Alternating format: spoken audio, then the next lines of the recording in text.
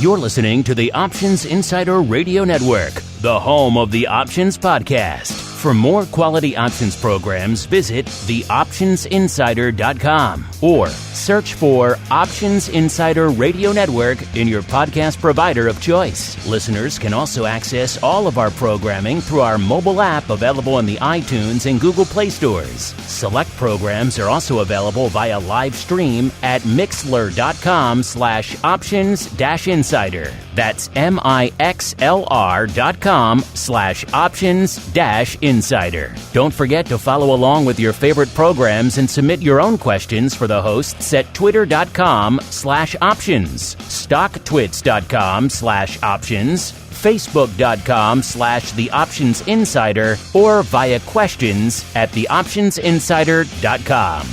The Options Insider Radio Network is sponsored by Fidelity Investments. Fidelity's Option Trade Builder tool can help you confidently build an options trade in 3 simple steps. Just choose a strategy, select a contract, and then review the benefits and risks of the trade. Learn more about Option Trade Builder at fidelity.com/options. Options trading entails significant risk and is not appropriate for all investors. Certain complex option strategies carry additional risk. Before trading options, contact Fidelity Investments by calling 800-544-5115 to receive a copy of the characteristics and risks of standardized options. Fidelity Brokerage Services, LLC, member NYSE SIPC.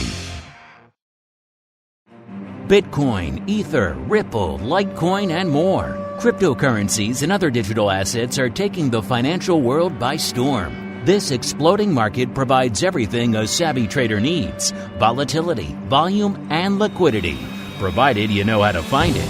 That's where we come in. Welcome to the Crypto Rundown. Each week, we'll break down the latest trading activity, trends, and developments on everything from coins to tokens, futures, and even OTC options. If it's moving the crypto markets, then you'll find it on the Crypto Rundown. Now it's time to dive into the exploding world of cryptocurrencies and digital assets. It's time for the Crypto Rundown.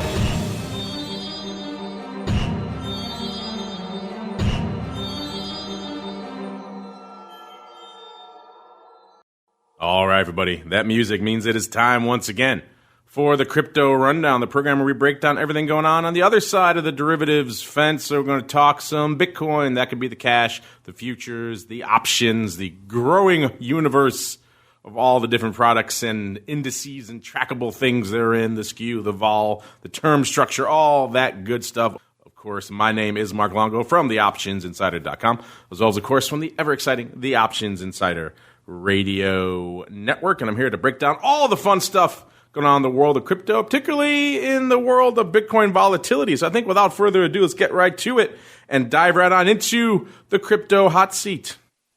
Forget about cold storage. It's time to turn up the heat on thought leaders from the world of cryptocurrencies and digital assets. It's time to take their place on the Crypto Hot Seat.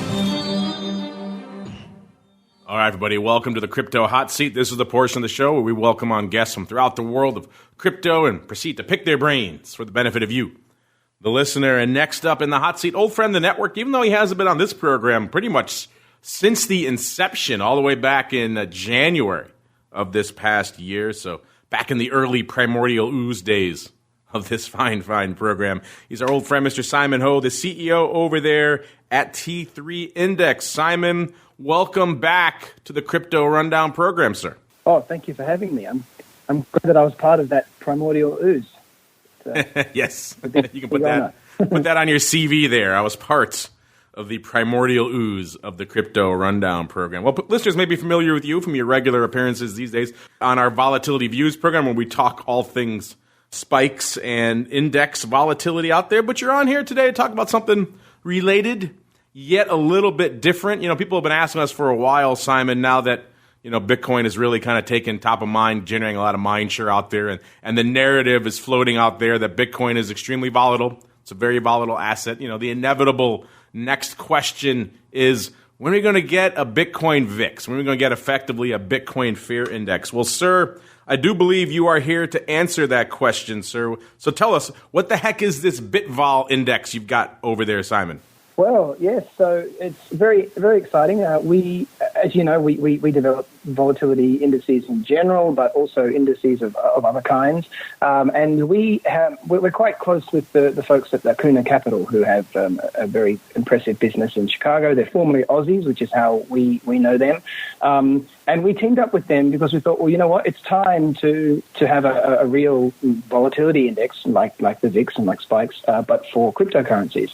So we targeted the biggest one, which is obviously Bitcoin. And so they are OTC market makers, one of the largest in the world in that space, in Bitcoin options.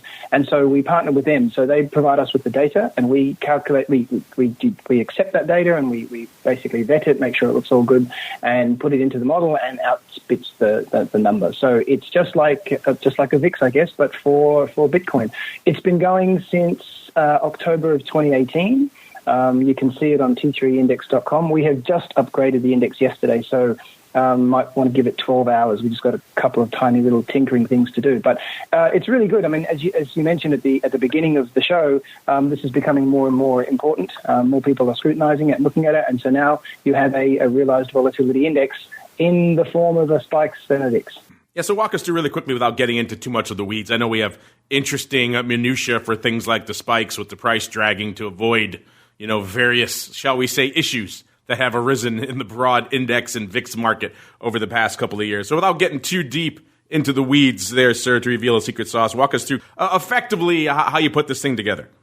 Yeah, sure. So it's not wildly dissimilar from other indices. We use an approach called the simple variance swap. So we equally weight the strikes. We find that to be a superior version than a typical variance swap. So what that means is we take a look at a continuum of options, all the way from the lowest put that we can get all the way to the highest call.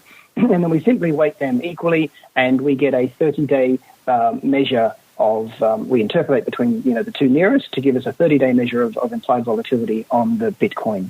On Bitcoin. So it's really quite simple. It's not wildly different from the way that many of these indices are created. But of course, this has entirely different properties altogether, which makes it pretty exciting because, if you look at the level of vol, I mean, since we've been calculating it, I think the low in vol has been in the order of 45. The high has been closer to 190, I think it was. So actually, not one. Implied vol high was a 135, but the realized vol got to 190. So yeah, there's a lot going on here and a lot to unpack. Yes, I'm looking at it right now. We're at about 107 and change. Is that correct, sir? On the realized, yes, that's right. That puts us firmly at the middle to upward portion. Looking back at this chart, actually, now we have gapped up, and so things are moving. We'll get to all of that a little bit in the Bitcoin breakdown. There's a little bit of volatility going on out there. But Simon, you said you've been calculating this now and disseminating it for quite some time. I'm curious, this is obviously, as we've said before, and I think we even have a listener question about it later. Bitcoin has this perception of being just the most volatile thing that has come across the markets in quite some time. It's more volatile than a crazy biotech or some of these other esoteric things that you always associate with volatility out there. And I'm curious, now that you've been actually crunching the numbers for the better part of a year out there, what's your take on all this? Is it as volatile as people think? Is it, has it been any surprises for you? Any interesting takeaways as you've been crunching all this data, sir? Yeah, when we first started looking at it just over a year ago, I kind of felt maybe it's a new product, it's very exciting, new entrants coming in, and that volatility would ultimately sort of peter out a little bit and sort of reach some sort of level that might be more consistent with the other things that we're used to. I have to say that that's not been the case, to be honest. There's quite sustained volatility in this thing. And for now, I don't see that disappearing, to be honest. I still believe that it's relatively nascent. I mean, obviously, we've got CME and bakkt coming out with new products. Those sorts of things, as they become more liquid, would tend to dampen volatility a little, I would say, just because, the volatility is exacerbated by the fact that it's not super liquid. The more liquid the thing becomes, then the more reliable the indicators are, and typically volatility subsides. But for now, and as of the past 14 months, no, it's not any lower today than it was when we first started it. Yeah, I think that's an interesting impression that has been out there. I've joked in the past that shows like Silicon Valley and others have made all sorts of jokes about the inherent volatility of Bitcoin. It's just an accepted thing out there in the public that Bitcoin is the most volatile thing that they've ever seen out there. Speaking of the numbers, I just want to clarify something you said really quickly. You mentioned kind of the implied and realized indices. Are there two BITVOLs you're disseminating right now, one for realized and one for implied, or is there just the one? Clarify that for our listeners. I don't want to be any confusion out there. Yeah, sure. So as I said, unfortunately, you have to give us one extra day just with the migration of the website. But on the website, you will find, as of tomorrow, you'll see the implied volatility. That is currently on there, I believe. And there will also be, I thought it would be quite useful to have a realized volatility there just for reference sake. We also have the index calculated in two different ways. One is just using end-of-day prices, and the other is with real-time prices. So you'll see three different versions of it. Unfortunately, today you can only see, I think, one of them. But by tomorrow, all of that will be resolved. Hopefully by the time the podcast goes live, folks will be able to see all that. Right now, if you go to T3 Index, just the letter T, the number 3, index.com, listeners, click on the BITVOL. You look at this chart, you'll see it's had an interesting range over the course of the past year. But check it out for yourselves, listeners. T3index.com is the place to go. You can see the range of BITVOL, all that other good stuff out there. We got to keep on rolling, though. Simon's going to join me as we parse some more of what's going on in the world of all things crypto as we dive right on into the Bitcoin breakdown.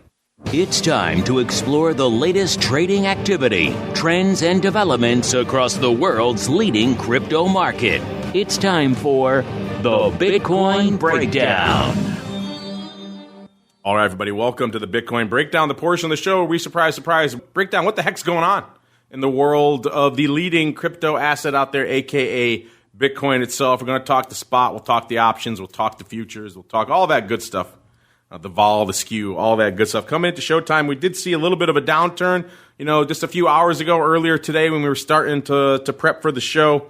We saw Bitcoin was off around 300, I handled about 350 from where it was this time last week, about 360 or so. And then coming immediately into showtime, we saw the worm turning a little bit again to the dark side with Bitcoin selling off about another 200 handles, putting it off around 550 from where it was last show. Right now, it's ticking right around 6,900, almost exactly out there right now, which puts it off actually about 200 on handles from where it was just a few hours ago. So the worm turning a little bit recently. Not seeing a lot of news driving exactly what that is. We saw the usual slate of news hitting the tape this morning. A few arrests out here, some news out of China, nothing really earth-shattering.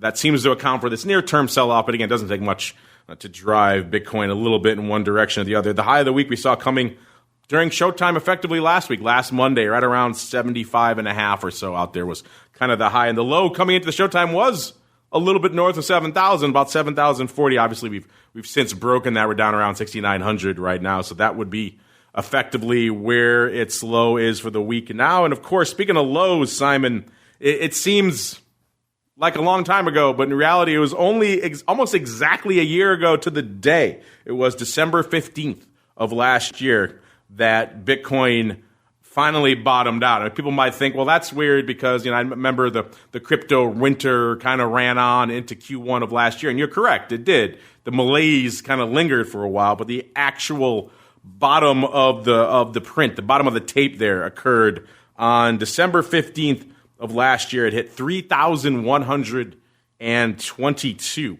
on that day. And of course, we all know what happened since then. Coming into showtime, it was up 127% from that level. It was north of 7,000. It's come off a little bit, obviously, since then, so it's probably around 120% or so right now. So it's been net a good year for crypto, even though we know the last 6 months or so have been marked more by a little bit of bearishness to the downside than the upside that people hoped would continue throughout the course of the past year. Simon, it's been fascinating to watch the ups and downs of the Bitcoin marketplace over the course of the past year. I'm curious for you, did you notice any interesting evolutions out there in your BitVol as we transitioned from that Q1 period, which kind of marked the end, most people think, of the crypto winter, that bear market period, and then we transitioned into that run-up, we saw in the middle of the year, and of course, the worm turning yet again. Did you notice any interesting evolutions in your BitVol index over that period, sir?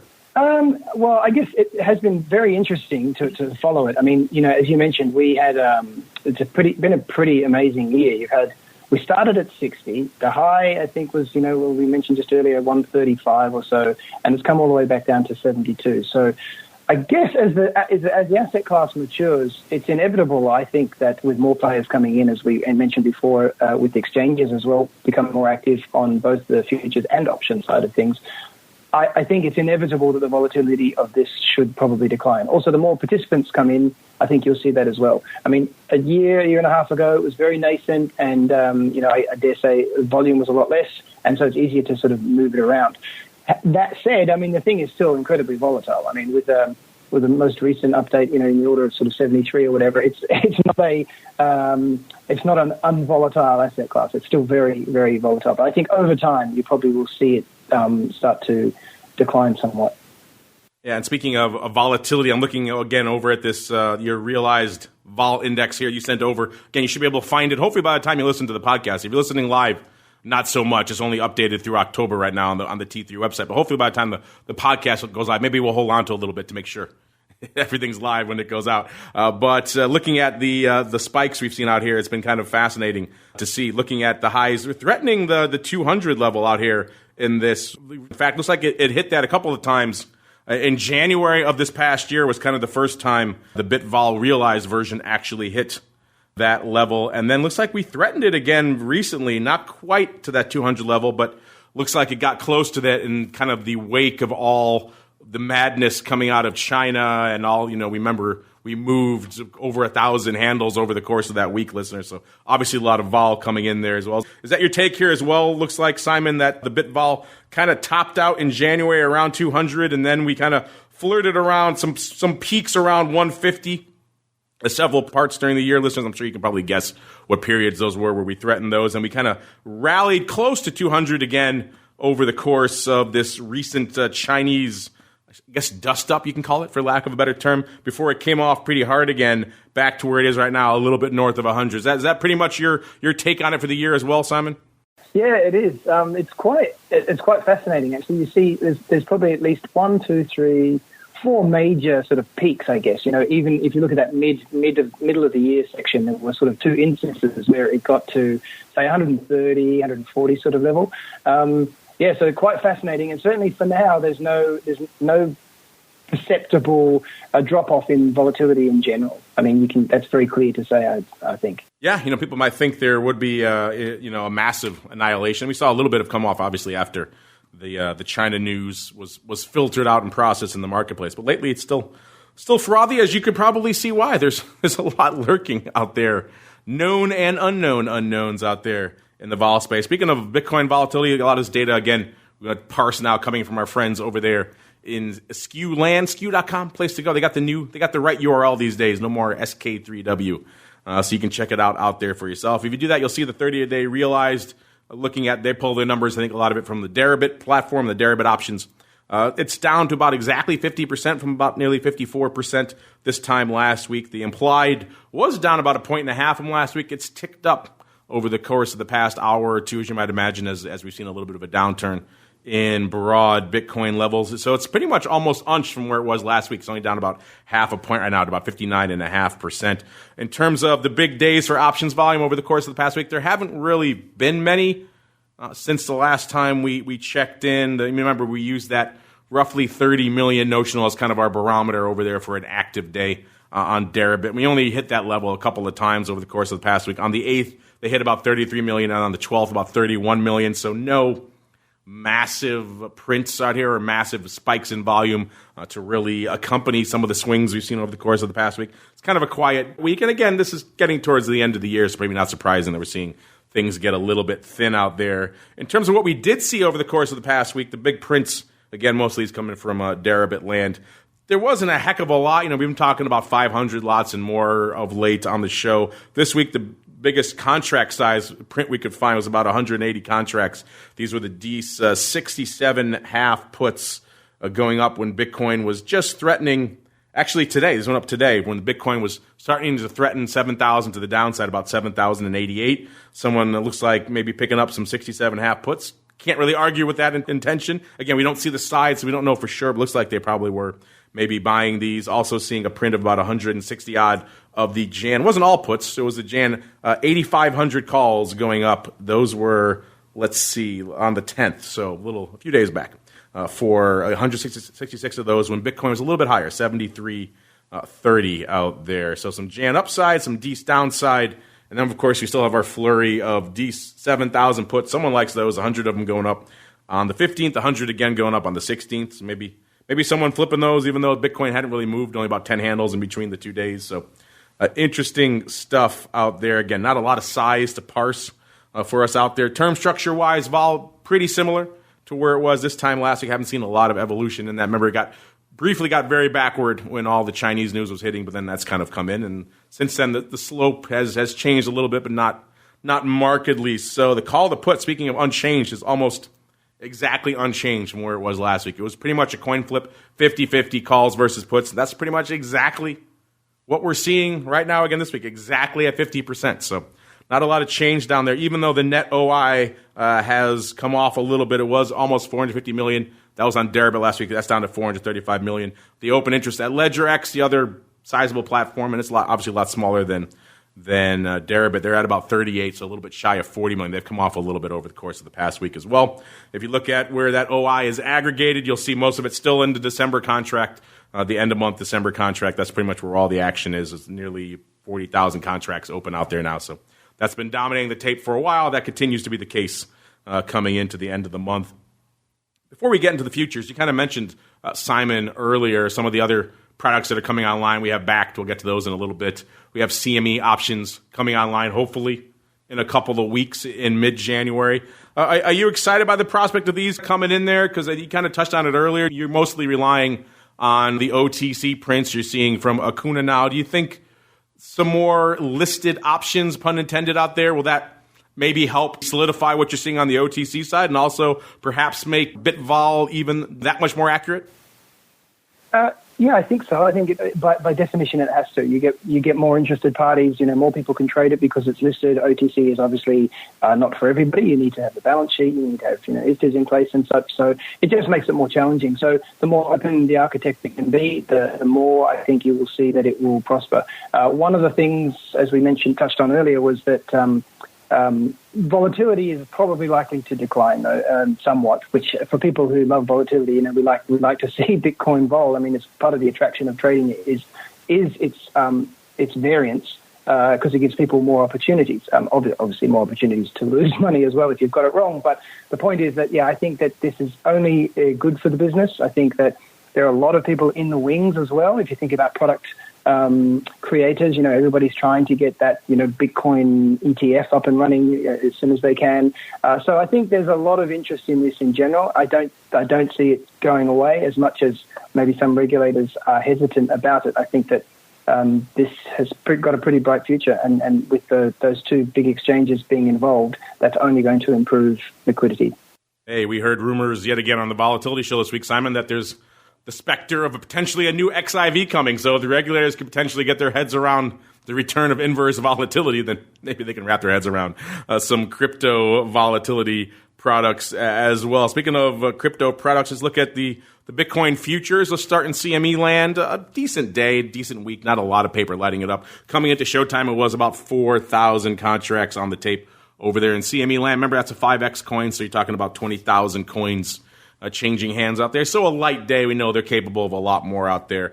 Bakkt futures, similar story. Again, all you asking about bakkt volume, I encourage you. Follow that bakkt volume bot. It's a great follow on Twitter. Just the facts, ma'am. It's great. Just the numbers. They're not affiliated, as far as I can tell, with bakkt in any way. They just like crunching the numbers. So more power to them. Coming into showtime, there was about, looks like 75 million worth of volume, which puts them off about 8% from what they've been. Actually, I'm sorry, this is the weekly summary here.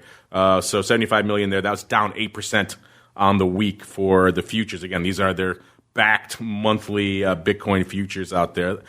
People ask about the options. I haven't seen a lot of concrete, hard data about the options yet. So either they're not really disseminating it or they haven't done a lot. Either way, I don't have a lot to really report yet on the options front. I know everyone was excited. They're listing a Bitcoin option over there. It seemed a little early, but hey, c'est la vie, crazier things have happened. So we're still seeing the futures kind of gain traction, so I don't imagine we're going to see a ton of the options yet, but hey, time will tell, and once we see the CME contracts listed in January there, maybe there'll be some interesting cross-pollination of the two, and maybe a rising tide will lift all boats. Meanwhile, though, it's time for us to keep on swimming right on into the altcoin universe. It's time to move beyond Bitcoin and find out what's moving the rest of the crypto marketplace. It's time to boldly venture into the altcoin universe. All right, let's get to it. Altcoin time. By the way, Simon, I know you got the BITVOL going on. Obviously, that measures the volatility realized and implied of Bitcoin. Have you played with, have you toyed with any additions on the altcoin realm yet, sir, or is that still in the hopper over there? Oh, interesting that you should mention that. I don't know if you have some ESP or not, but we're likely to be working with a Chicago-based crypto specialist company to branch out. So ETH and a bunch of other things actually that we've got lined up. So watch this space; it should be pretty interesting. Oh, really? I didn't know that. No little birdies whispering in my ear at all. That was just pure curiosity. I had a feeling. I know you enough to figure you'd want to at least have your toes in those other waters as well. So it sounds like that is the case. So we'll look forward to that. I'm curious. Some of these altcoin are pretty volatile, so I'd be very curious to see how these all, when you start crunching the numbers, how they all play out. Speaking of the numbers, let's start with ETH, the clear number 2 out there in the altcoin universe out there. Rough week for ETH. As Bitcoin has turned to the dark side, so has ETH. It was threatening right around 148 on our last show, and coming to showtime now, it's at about 131.25. That puts it off over 16, nearly 17 handles from where it was this time last show. So not a good period for the ETH bulls out there. We know you're out there. Let's look at some of the numbers, like some of the crunch, some of the vol, courtesy again of our friends over there in SKEW land. 30-day realized, which is interesting. Again, this kind of speaks, I think, to more of the thin nature of the options market. The 30-day realized is unched at 58%. It's been unched for a while, so I think that's more of an issue with a lack of a lot of data, really, than the fact that the realized vol isn't really moving. Maybe once we have Simon's indices to compare, we'll know for sure. And then the 30-day implied, that has come off a little bit. That's down. It was about 75, almost 76% last week. This week, down to about 71%. So vol coming in down a little bit here in ETH land. Call to put, that is down quite a bit, especially when you look back to where it was a couple of weeks ago. Remember, we were remarking on the show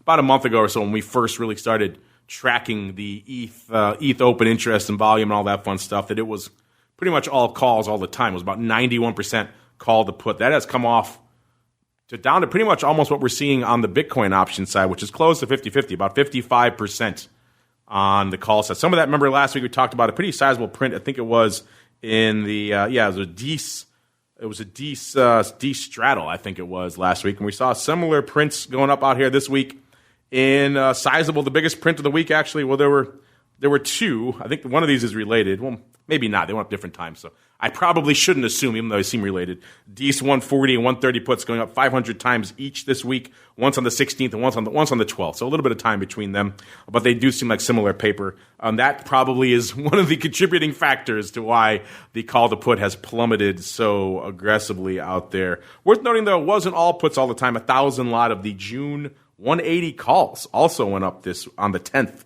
So almost exactly a week ago. That was when ETH was at 145. So interesting prints out there. Obviously, some of this playing with the call to put, but that 1,000 lot apparently not enough to nudge the call to put back up to where it was. OI down a little bit. It was about 41 million last week. Now down about 37.5 million or so. So roughly a tenth of what we're seeing on the Bitcoin options, what we're seeing on the ETH options in terms of net OI. So obviously a much smaller marketplace. 19,000 is still the big chunk of it. And that's in December. That's leading the tape out there. Still a lot of love for whatever reason in that 600 strike. It must be someone must have a pretty sizable legacy print, legacy OI open on that 600 strike, because it's been top of the food chain out there for quite some time. The 160 strike also pretty active, pretty popular, but it can't quite seem to topple. It's pretty much tied with the 600. So I'll have to go back in time and dig and see when that 600 print went up, because it's been open for a while.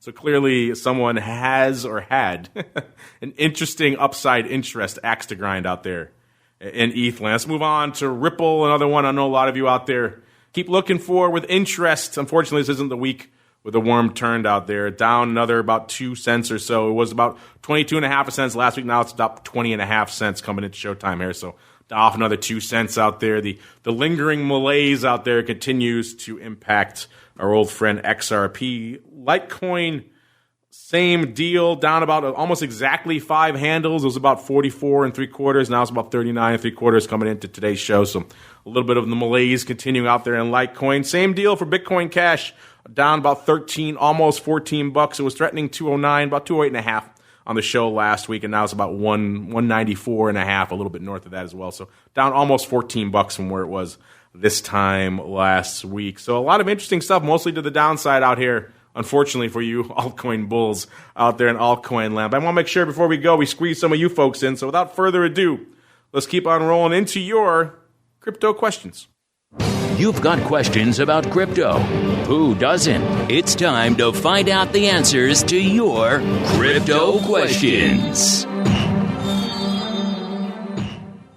All right, Simon, I hope you put on your question answering pants, sir, because we got some questions to answer here. Let's see how many we could squeeze onto the program this week. Let's start with the Silver King. The Silver King wants to know, what are you hearing about bakkt options? Well, I kind of mentioned this at the top of the show.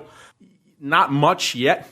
I wish I had a lot of volume. You know, again, we want all these products to succeed. The more volume they're doing, the more options, pun intended, you guys have to trade, and that's better for everybody out there. So right now we're not hearing a lot out of the bakkt options. They kind of announced them with great fanfare, but there wasn't a lot of commensurate volume data to go with it. In fact, when this question came out before showtime, I tried digging in myself in the few minutes I had before the show to see if I could find anything for you, and I couldn't really see much. So I don't know if they're not disseminating it yet or if they haven't really printed much, maybe a combo of the two.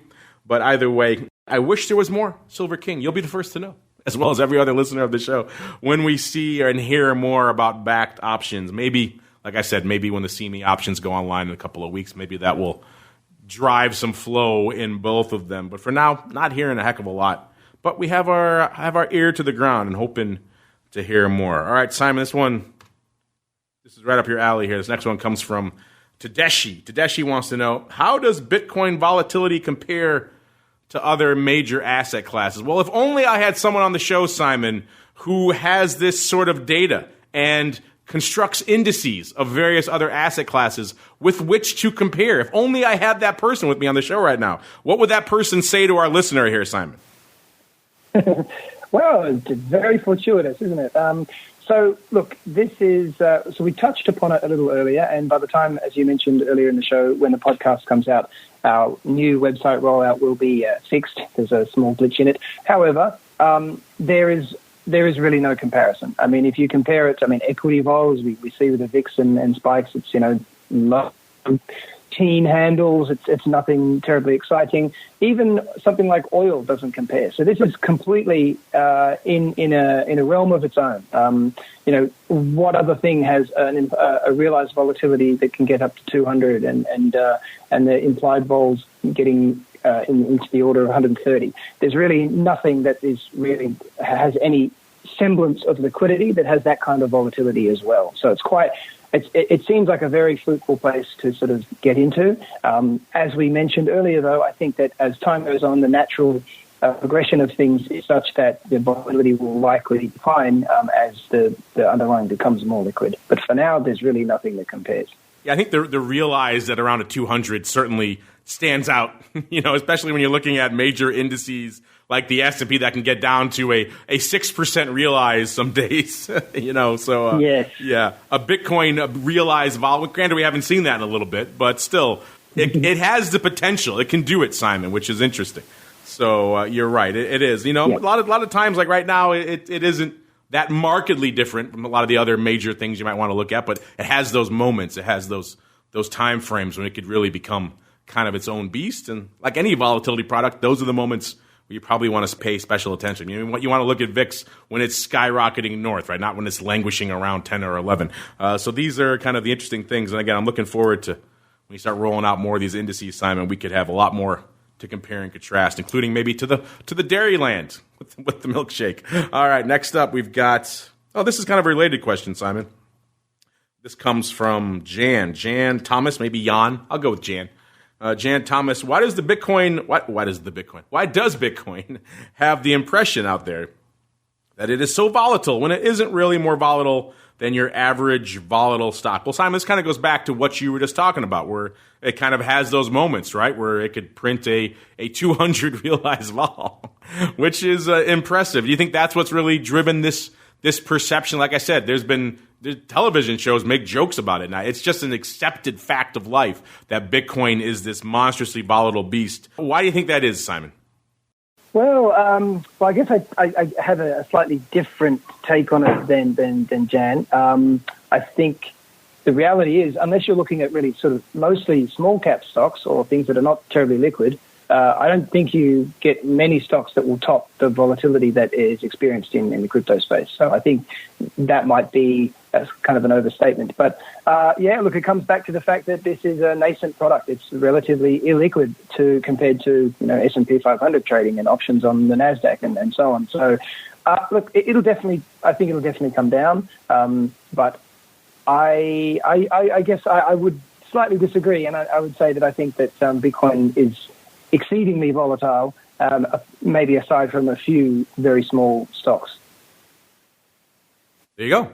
Simon taking the point counterpoint. Like I mentioned, we looked at the 30-day realized right now hovering around 60-odd%. So that's volatile, but not a ton. But like we mentioned with Simon with the realized vol index, it can get up there.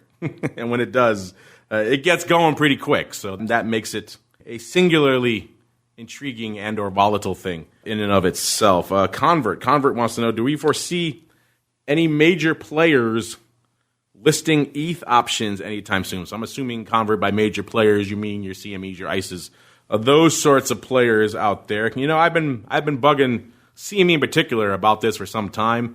It seemed like all indications they were giving to me over the course of the past year, it seems like they were leaning that way before they were leaning Bitcoin options. I know it seemed a little counterintuitive, but all the hints and internal things they were telling us was that they were probably looking, not an option, but looking to list an ETH future, maybe in the near future, pun intended again. And they had made some upgrades to those reference rates they were using to calculate that, and it seemed like they were more comfortable with that rather than listing the option on the Bitcoin futures, even though the Bitcoin futures were doing decent volume.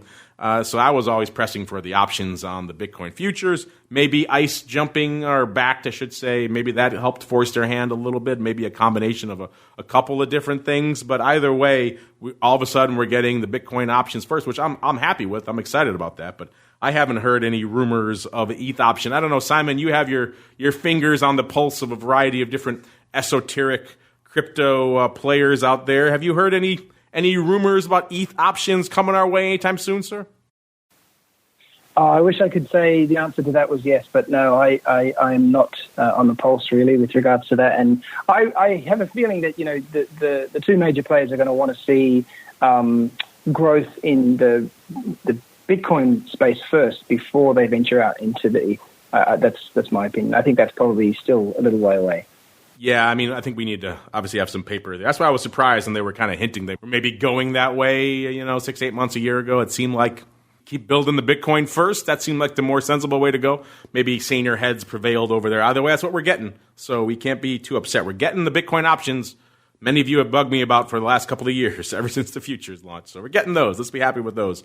And then we'll start looking for ETH. If you want the ETH option I mentioned, there are places like Deribit and others. I know if you're in the U.S., that's a challenge, but there are places you can get access to those, as long as you don't mind the myriad hoops you have to jump through to access a lot of those platforms. All right, last but not least, we got Charles here. Charles Rivera.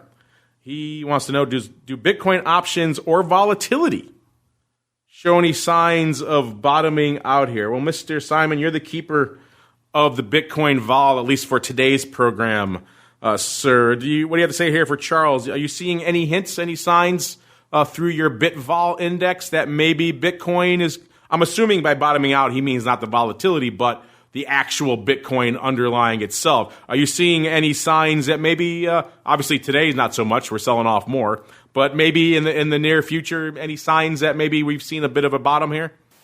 No, I don't think so. No, if we take a look at the history of the BITVOL index, I think the low has been around 43, and recently it's as high as 73 in terms of vol points.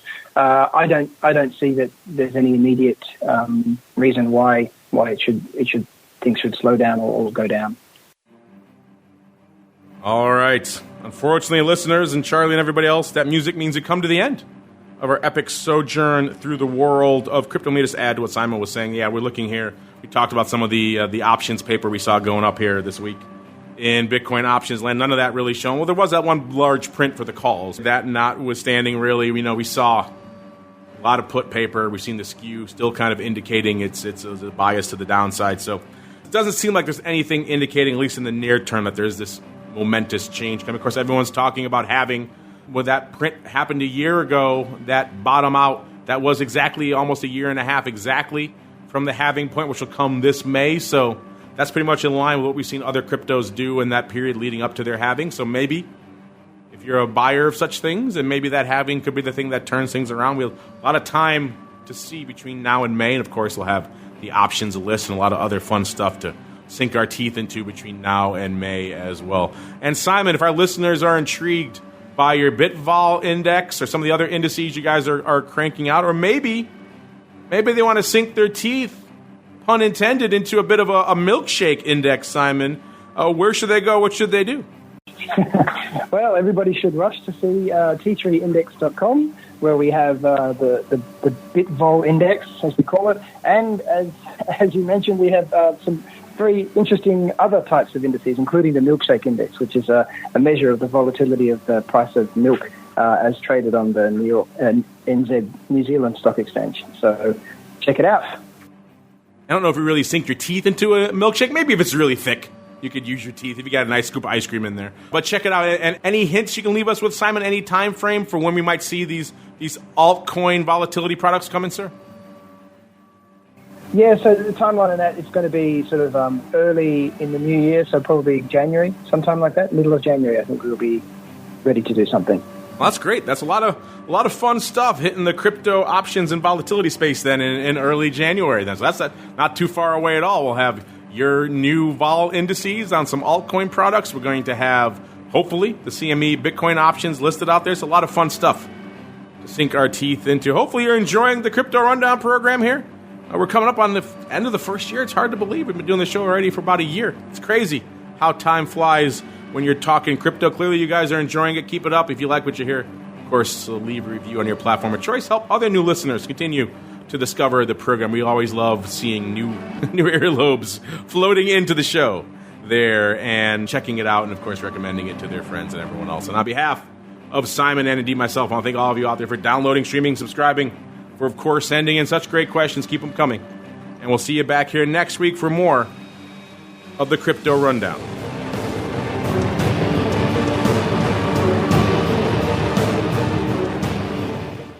You're listening to the Options Insider Radio Network, the home of the Options Podcast. For more quality options programs, visit theoptionsinsider.com or search for Options Insider Radio Network in your podcast provider of choice. Listeners can also access all of our programming through our mobile app available in the iTunes and Google Play stores. Select programs are also available via live stream at mixlr.com/options-insider. That's mixlr.com/options-insider. Don't forget to follow along with your favorite programs and submit your own questions for the hosts at twitter.com/options, stocktwits.com/options, facebook.com/theoptionsinsider, or via questions at theoptionsinsider.com. The Options Insider Radio Network is sponsored by Fidelity Investments. Fidelity's Option Trade Builder tool can help you confidently build an options trade in 3 simple steps. Just choose a strategy, select a contract, and then review the benefits and risks of the trade. Learn more about Option Trade Builder at fidelity.com/options. Options trading entails significant risk and is not appropriate for all investors. Certain complex option strategies carry additional risk. Before trading options, contact Fidelity Investments by calling 800-544-5115 to receive a copy of the characteristics and risks of standardized options. Fidelity Brokerage Services, LLC, member NYSE SIPC.